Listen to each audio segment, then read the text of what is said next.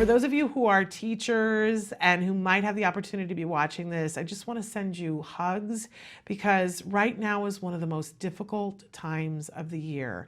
It's the sandwich between Thanksgiving. See, I got food on the brain. Thanksgiving and Christmas. So there's like this 3-week period of time where the kids get a break and then they get pushed back into school. And we've got stuff we have to accomplish to get to the end of the year, right? And there's parties that have to come, and the kids are going to parties when they're not there. So they come on artificial colors and with sugar in their bloodstream, and they are craving sugar because they've had some sugar. And you can feel the vibrations start to bump up each week as we get closer to the last moment before the holiday break. And anytime there is a vacation that's going to happen, kids, their energy, their anxiety goes up. And anxiety, let's remember that being anxious isn't always, feeling negative about something. When you're anxious about something, you can be excited about it, right? So the kids are vibrating at this level normally with a certain level of anxiousness, and then around the holiday, it gets up there, right?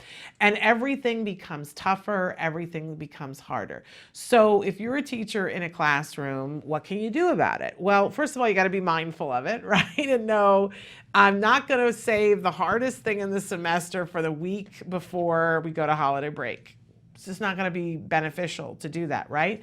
And you have to give breaks, and you have to give breaks that are longer, and you have to be teaching your students how to tell you when they need a break, whether that is a verbal thing or that they have a card on their desk. You have to give them bigger reinforcers to work for, and if you're going to make the reinforcer sugar, don't shoot yourself in the foot. Make sure that you save the sugar reinforcer for as they're walking out the door. Pass that on to the parents; they'll appreciate you and not.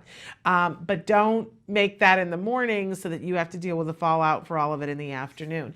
But be mindful of it. Schedule your 3 weeks in the sandwich area to work properly. Give those art projects if you're working with younger kids, or physical activity if you're working with kids that are older, so that they get a chance to run out the yayas. Give them something that is different than the normal, because they already feel like this is a special time, that something extra is going on. For your kids that we've already talked about before on the show, about identify who are your kids that need attention, right? Your empty buckets. Make sure that you bump up their attention diet like as soon as you come back from Thanksgiving. Just give them more attention, because they're going to need more attention, and you might as well get to it before it gets to dire, because remember, if it gets to dire, then they're going to be willing to take negative attention.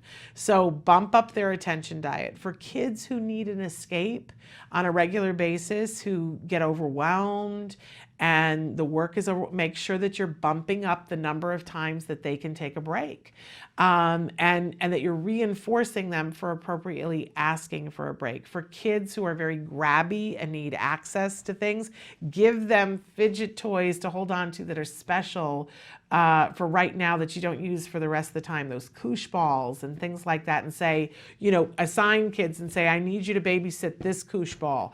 And if you see them getting antsy, go, where's the koosh ball? How's the koosh ball? Is my friend doing okay? Right? That's for the littler kids. For kids that are older, where we're talking about the junior high and the high school kids, it's a little bit tougher, but ask them to do what they already want to do. This was one of my favorite things to do as a teacher. I've told the story about the boy in my class who, he was always creating problems, and I couldn't figure out what the deal was, and I went and talked to all of his other teachers and found out that he had an A in art. And so I assigned him to be the class illustrator. This was an 8th grade class. We were reading a book, and I said, can you do me I hear you're a great artist. Can you draw as we're reading, and then later describe what you've drawn?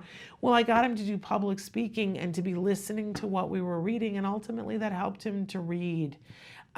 Give them what they want. If you've got the kid that's all athleticism, figure out a way, and you're doing math problems, we've got Jared at the front of the room, and every time you get one right, Jared's going to sprint to the back. And every time, you get one wrong, he has to do it backwards. Now we got Jared moving. He's invested, right? Be creative. Find the way that you can fulfill their needs so that don't give up. I know a lot of teachers are like, I'm just going to show movies. Oh, please don't do that.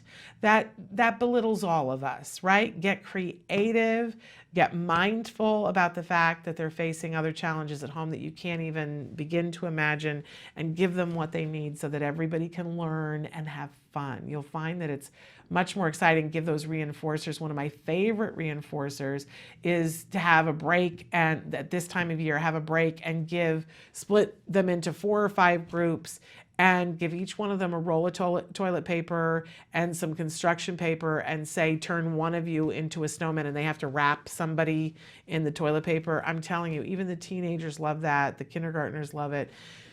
It's a fun way to take a break, and then you can get back to the work and do something meaningful. So that's our Autism in the Classroom tip. Be aware of the anxiety. It comes with the impending vacation.